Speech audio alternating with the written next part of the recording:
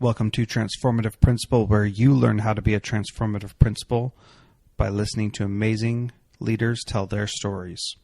I'm your host, Jethro Jones. You can follow me on Twitter at Jethro Jones. And please like the Facebook page for this podcast, facebook.com/Transformative Principle. Transformative Principle, episode 81 with David Long. We're going to take a little departure from interviewing principals and talk about David Long, the CEO of myemployees.com. This is a really exciting podcast for me because I am really interested in, as you know, almost all transformative principals that I've interviewed have said that it's all about culture. And David Long's specialty is creating a positive recognizing of employees' culture. And he is really inspiring to listen to, and I think you're going to really like this. Now, he is not an educator, and I was asking him education-related questions that aren't really in his field of expertise, but I still think the answers that he gave were really great, and I really enjoyed interviewing him.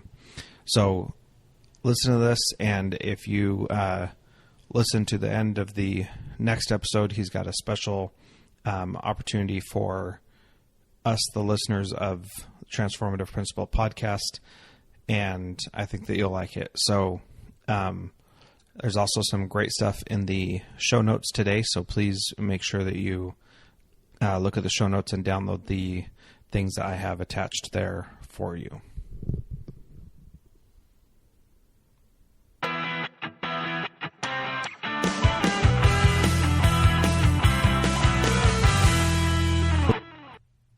Welcome to Transformative Principle, David. I appreciate you taking the time to be here with us. Why don't you start by telling us who you are and what you do? Sure. I'm David Long. I'm the CEO of My Employees. You can find that at myemployees.com. And we are in the top 1% in the employee engagement and recognition industry in the U.S. and Canada. And I started the business almost 26 years ago in my parents' garage after losing my job, and I had no choice but to start my company. I tell people it was more from desperation than inspiration in my case. And I've been doing this for a long time. I'm also the author of Built to Lead, 7 Management R.E.W.A.R.D.S Principles for Becoming a Top 10% Manager, which the book, as of February, went on to become a Wall Street Journal bestseller. So that was kind of cool. Oh, congratulations. And Thank you. I just bought that book, and I've been reading it, and I've been learning a ton about how to recognize your employees.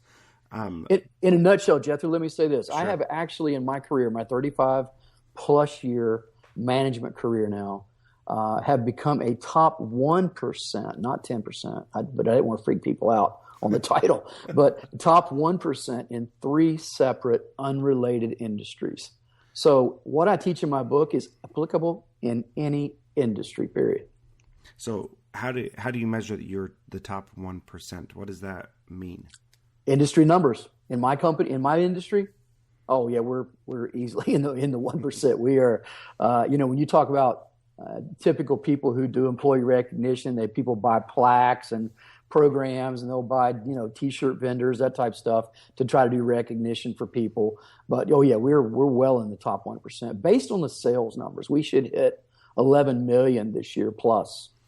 Wow, that's pretty amazing. And that is all employee recognition programs that you're selling, right? That's it. That's all we do. Employee recognition and engagement. In other words, we do employee engagement surveys as well now that we're really, really starting to roll that out. That's going to be huge. That actually is probably going to take us to 20 million probably in the next 2 or 3 years. Mm-hmm. And that actually, what's amazing is I actually went on your website and looked at how much your employee recognition program costs, and I was amazed it was as affordable as it is. And it's very affordable, especially for what we do for people. And I've had a lot of people tell me that, Jethro, but the thing is we try to make it where it is affordable, but we also do more than it's not just plaques.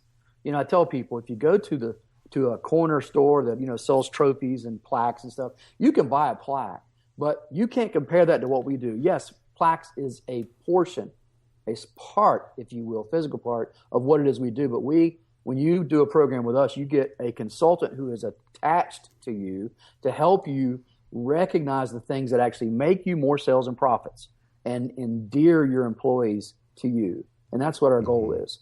And that's why we have such strong repeat business. That's how we've grown the business. Right. Well, one of the things for me that I thought would be beneficial is having, like, I want to recognize my employees and the teachers that are doing great work, but then I sometimes forget, or it's the last minute and I'm like, oh, I better. You're normal, by the way. Someone. Congratulations. You're normal. Yeah. So I love the idea of having a consultant that actually calls you and says, hey, it's getting to be time. What have you been thinking about? Who do you think is going to do it? What name should we put on this plaque that we're going to send out to you? And having someone there to help me be accountable, I think is a great idea and a wonderful service.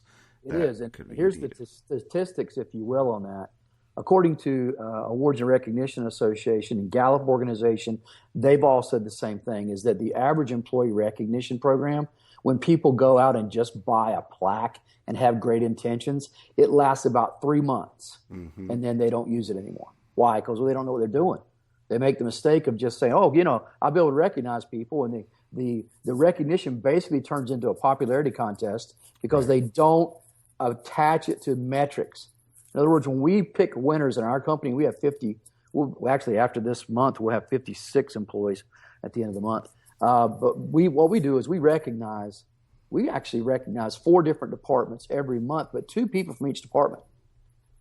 And the reason we do that is because we have a world-class team, according to Gallup organization, what world-class teams are, and easily. So we want to make sure that there's such a fine line between the first and second place sometimes that we want to recognize 2 people, because up until this year, we recognized 1, but it's just so competitive. I did not want people being, falling through the cracks there. So we doubled it. And by the way, we're up 38% for the year right now. Wow. Since we doubled it. And we only finished up last year 10%. But overall, for the last 15 years, we have had a 20% or more growth every year on top of the previous year. So that's pretty amazing. And what that really says, well, you tell us what that really says about why you should do employee recognition programs. Well, it's huge. I mean, it's the greatest way to leverage and empower your people. And it's not just the employee recognition. It's buying into the company. In your case, as a school principal, it's buying into, have your teachers buy into, we would need to make these kids successful. That's the only way we are ultimately going to be successful. Zig Ziglar said it best, I think, when he said, you don't build the company, you build your people, and your people build the company. Yes, you're a principal, but you don't physically sit in the classroom with kids all day now, probably. Right. Correct. But that you need to empower your teachers, and they are only going to be seen as successful if the kids are successful. That's right. And so we have a different metric. We're not looking at growing profits or expanding our business. We're looking at educating children, helping them learn, helping them feel good about that learning. And so it's a little bit different, but the idea is the same. Our teachers can't be successful if they feel beat down, if they feel like they can't do anything. Exactly. So we need to have a way to inspire them, build them up, help them recognize when they're doing the right things. Absolutely. So what kind of metrics would you suggest for a school to start looking at to implement a recognition program? Well, I've never had that. Of course, this is the first school interview I've done out of probably 160 overall since probably of June of last year. All right. Conservatively 160 now. As a matter of fact, I got one in the next half hour after yours is over. So, I'm even still, and my book came out in September, but that's just the way it is. As far as education goes, you would have to find some metrics that you would gauge your teachers on. Now, one thing that you can do is you don't want it to be a popularity contest. That's critical. Mm-hmm. Now, if you have, I don't know if you have in your school that you are a principal of, how many first grades do you have? Well, it's a middle school, so we have 6th, 7th, middle and 8th school. grade. Okay, Mm-hmm. cool. How many 6th grade classes do you have? So we have 5 6th grade teachers that only teach 6th grade, and then we have. How do you rate them now? How do you determine if they're doing a good job now? So we do an evaluation system where we go and observe and Yep. check if they're doing the teaching according to our evaluation model. Mm-hmm. Okay, good. Now, what are they ranked in how they're doing on that, or is it scored, or how Yep. is that done? Is it done quarterly? Is it done monthly? It's Annually? done What is it? done as often as I can, and I go in and give them scores based on how well they're doing the things that the evaluation model says they should be doing. Right. And then that score, they have a midpoint evaluation where they have the score, and then at the very end of the year they have the score as well. And then it's a 0 to 4-point scale, and the 4-point scale is pretty difficult to get. Okay. And let me suggest this to you. Statistically speaking, according to Gallup organization, which is one of the sources that I'm talking about, is recognition has to be administered if you're to be immensely successful. It has to happen. Human nature says that I want to be recognized a minimum of every 7 to 10 days. And if you'll remind me when this interview is over, I will send you an employee recognition reminder chart. Now, on that chart, basically, is your teachers and yourself. Since you are the head of the school, you should put every one of your teachers on this chart, and then you find a way to show recognition to them on a monthly basis. But quite frankly, the way the chart is set up, every 10 days, you need to find something to recognize your people on. And then you can show this to your teachers, and they can do the same thing. They can have all of their students listed on the left, and then there are 3 columns with a date in front of each column. And in those columns, you can put in there your initials if you recognized Sue Miller for doing a phenomenal job in helping to organize a school event. Maybe she went above and beyond. You make a big deal about that. So you say that to her.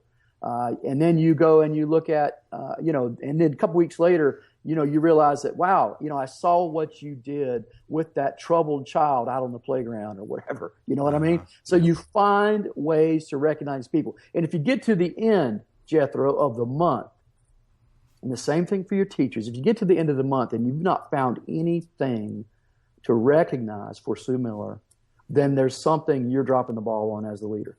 Mm-hmm. Either you got the wrong people, as I talk about in my book, you got the wrong people in your team if you can't find things to recognize them for, period. Now, each of the teachers will have the exact same thing. They'll have the list of their children, the kids in their class, and they will, at the end of the day, it takes no more than 5 minutes. And you go back through the day and say, okay, yeah, I recognize Tommy for doing this, or I recognize Patty for doing this, and that kind of thing. And you get to the end of the month and I haven't recognized Patty, and I look and for the last quarter, I haven't recognized Patty for anything. Oh my goodness, that's terrible. So kids need recognition, and adults do. That's one thing, my friend, we do not outgrow. The number one thing people want to be shown is that they are significant. Now, you are the principal, but the teachers in your school, they need to feel that they are an integral part of the team. And if they don't feel like that, they tend to want to leave you. Oh, by the way, according to Gallup organization, 47% of your best people are looking to leave you right now for 2 reasons. Number 1, they're not getting the recognition they feel they should get. And number 2, you are forcing them to work with incompetence, and it irritates highly ambitious and successful people and highly competent people. If you keep losers on your team, they get frustrated with them and they want to leave. Did you get all that? Yeah, it's awesome. So okay. I do want to recognize my teachers and staff. Awesome. What do I do if I feel like I just can't ever find anything good that this person is doing? Is that a problem with me, or is that a problem with the person? If you are the leader and they're on your team, and you've said you've read my book, if 6 months, let's say you went there as the new principal, and after 6 months, and I know you guys have like an annual contract with people, right? Correct. Okay. So you've got a contract. Most businesses that I speak with, they don't have contracts with employees. Mm-hmm. They feel like the person's not doing the job. You kick them in the shins lovingly, as I say, kick them in the shins and say, hey, Jethro, you're falling short in this area. You're really doing a great job in these other things. But this area right here, I think you could work on that. Let's work together, and that way they know you have buy-in and that you really care about them. Let's work together to get you a little better at this particular thing. You are awesome at this and this and this, but this area is holding you back in your career. And let's work on that. You know what I mean? Yeah. So they know that you care about them and they're going to listen to anything you have to say. If you're constantly, think about this. If you came home at the end of your workday and you have a dog and you come in and every day you kick the dog. Mm-hmm. After a while, dogs don't stop coming to wagging their tail at the door. When you get home, they're going to run hiding under the bed. Yeah. So, same with teachers and same with students. You have to show them that they matter and that you care about them. And when you constantly show them that you do, the emotional bank, if you will, of good things that you've said in their mind, when you go to them with something that's negative, you have, reserves in the bank, so to speak. They'll listen to you because they know you care. But if all you do is kick them, they are going to buck and they are going to bolt. And you're going to lose good people sometimes. But in a lot of times, here's another statistic for you. Gallup said that 65% of employees surveyed said that they had received no recognition, absolutely no recognition for the last year. Yeah. That's pathetic. Yeah. You want to see why we have such a problem in this country where we have a divide between management and labor, if you will? Because labor, since they're not getting the recognition that they feel they need and not engaged at work, well, what else is there? Give me more money. That's the reason I'm going to stay here. So that's the biggest problem, and why we lose, why the situation in America today is we are now, as of this year, we are actually losing more businesses, first time in history, than we are opening new businesses. And that's a bad sign for our economy. Yeah, that is. So what are some of the things that we should be, does it matter what we are recognizing, or can it be anything? And how do we keep that from losing genuineness? It has to be, of course, you need to find as many metrics as you can. Mm-hmm. You have to, that validates the choice. Because here's the deal. And, once again, you're talking about teachers, but we'll use that since that's what you guys are. So let's say, for example, that you pick this particular teacher as the teacher of the month. Mm-hmm. And that teacher happens to come in late and leave early every day. Mm-hmm. Now, the students like them. You don't have any complaints about them. You're going, well, they must be doing a good job. I'm not hearing any complaints from parents or students. So you reward that person. But then you have these other teachers who are doing a good job, and they see this other person coming in late and leaving early and doing things like that, and you recognize them. You want to talk about a demotivator. When you meant it for good, it becomes a detriment to your success. That's what happens when you do not use metrics to determine who the winner is. When we pick our salesperson of the month, when we pick our recognition consultant of the month who works with the clients after they're sold and become a client, that's who works with you to pick your metrics and various things like that. Mm-hmm. And shares resources with you to help you be even more successful. We show a chart. Let's say there's 10 RCs, which they're about to be 14, but all of their names are on there, and they are ranked in about 7 to 10 different categories. Each employee is. Mm-hmm. So it's not going to come down to, oh, Jethro, it's your turn to be employee of the month. It doesn't work that way. And that, my friend, is a fast way to be a detriment to the success of any industry, any company, any school, any business, whatever it is you want to be. Don't be foolish and think this is let's just rotate. If salespeople, look at it this way. Let's just use that as a perfect example. If you pick the first salesperson who's got the highest sales, and then the next month you pick a different salesperson who's got like 2/3 the amount of sales, and the next month you pick another salesperson who's got half the sales, and the next month you pick another one who's got half the sales, and that guy who won in the first month who's been kicking butt every month, or that woman, whoever the case may be, buddy, they'll leave you.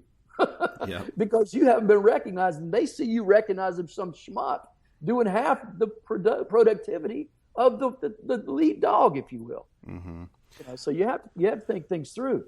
Don't allow any employee recognition program to become a personality contest, or you will have the opposite of what you were trying to attain.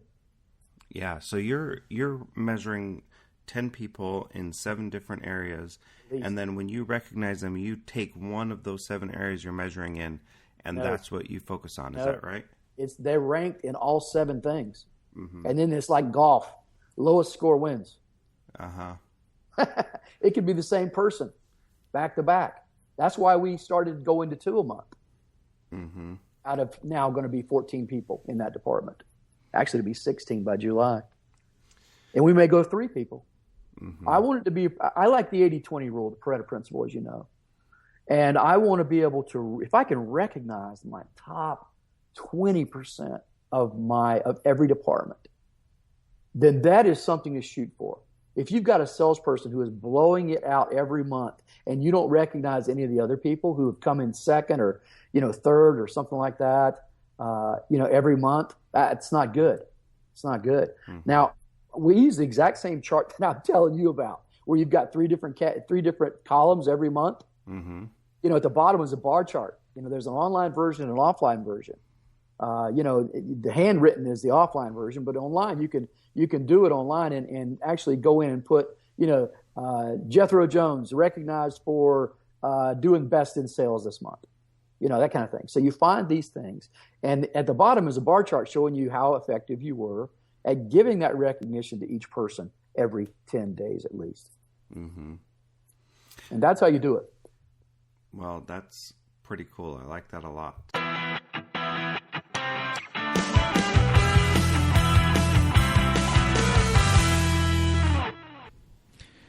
As you have heard by now, I have joined the Edu Podcast Network, the podcasters network for educators by Mr. Nessie. And I'm pretty excited about doing this because I feel like I am part of a great group of other podcasters who really care about providing high quality content to educators to help them learn in a way that is comfortable and good for them.